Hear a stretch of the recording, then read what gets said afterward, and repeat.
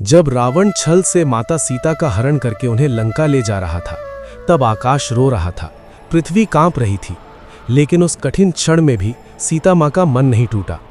वे अकेली थीं, पर कमजोर नहीं थीं। वे कैद में थीं, पर पराजित नहीं थीं। रास्ते में एक वृद्ध घायल पक्षी ने रावण का रथ रोक लिया।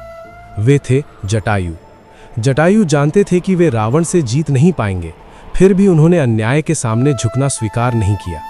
उन्होंने प्राण देकर यह संदेश दिया कि सत्य के लिए खड़े हो जाओ, चाहे परिस्थिति कितनी भी कठिन क्यों ना हो। यहाँ से हमारी जिंदगी का पहला मोटिवेशन मिलता है। जब जीवन में कोई रावण तुम्हारा आत्मविश्वास, शांति या सपना छीनने आए, तो चुप मत बैठो।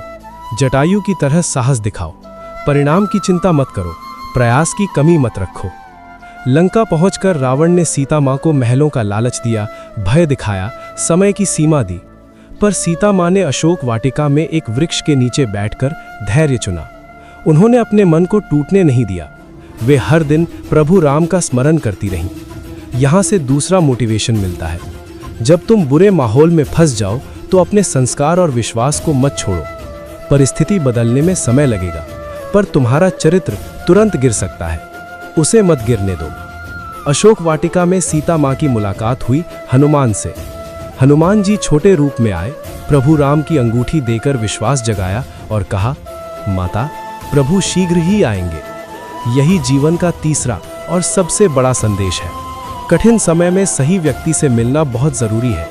जब तुम टूट रहे हो, तब तुम्हें हनुमान जैसे साथी की जरूरत होती है, जो तुम्हें तुम्हारी शक्ति याद दिलाए, तुम्हें उम्मीद दे, तुम्हें उठाए। इस पूरी कथा से हमें 3 बड़े जीवन सूत्र मिलते हैं। अन्याय के सामने आवाज उठाओ, जटायु बनो, कठिन परिस्थिति में धैर्य और चरित्र बनाए रखो, सीता माँ बनो, सही संगति चुनो, हनुमान जैसे लोगों के साथ जुड़ो। जीवन में कभी कभी तुम्हें भी लगेगा कि सब छिन गया, लेकिन याद रखो, हर लंका का अंत होता है। हर अंधकार के बाद प्रभु राम का प्रकाश आता है। अगर तुम्हारे जीवन में भी कोई संघर्ष चल रहा है, तो घबराओ मत। साहस रखो, विश्वास रखो और सही लोगों का साथ चुनो, क्योंकि अंत में जीत सत्य और धैर्य की ही होती है।